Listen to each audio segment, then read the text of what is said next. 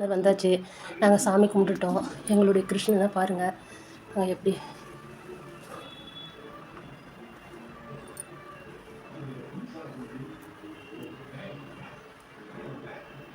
பாருங்கள்.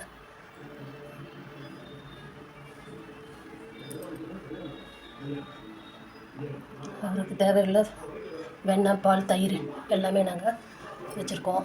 பாருங்கள்.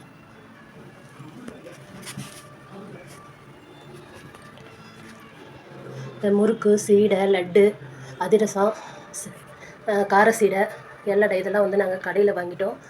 இது வந்து வீட்டில் நான் செஞ்சது. கேசரி, அவல் பாயாசம், சுண்டல், வடை இதை வச்சு நாங்கள் நெய்வேத்தியம் பண்ணிட்டோம். வீட்டுக்கு நாங்கள் சாமி கும்பிட்டுட்டோம். பிடிச்சிருந்தால் ஒரு லைக் பண்ணுங்கள், ஷேர் பண்ணுங்கள். பாய்.